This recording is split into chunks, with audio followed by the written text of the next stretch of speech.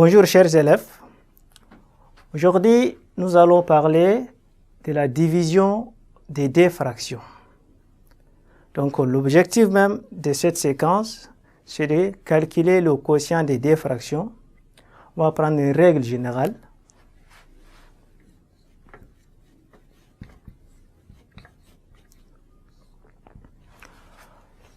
Si A sur B et C sur D sont deux fractions, A sur B et C sur D sont deux fractions,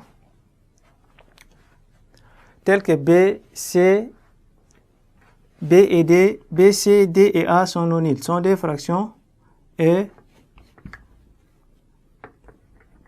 avec A, B, C et D, les éléments de N étoile sont non nuls.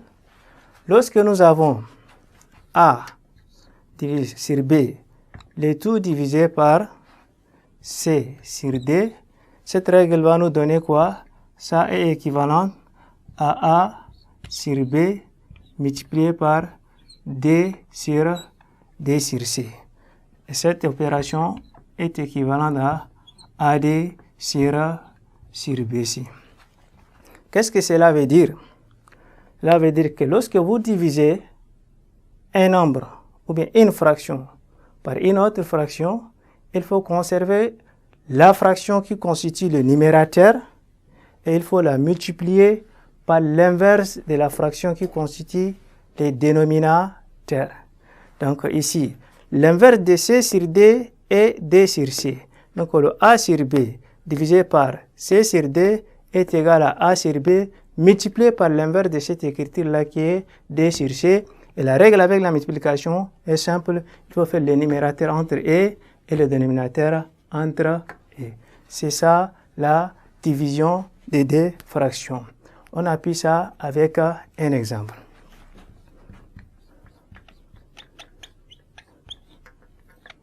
Je prends 3 demi divisé par 5 tiers.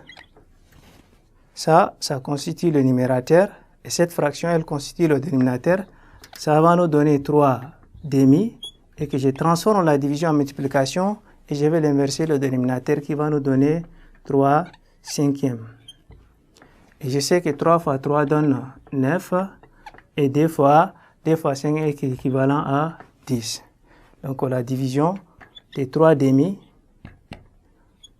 avec 5 tiers est égale à 9 dixièmes. Ce que vous devez retenir, généralement cette écriture A sur B divisé par C sur D, on l'écrit sous cette forme-là. On écrit, remarque, je prends A sur B divisé par C sur D, on l'écrit sous la forme de A sur B, le tout divisé par C, C sur D. D'accord? Il y a une barre, deuxième barre, troisième barre.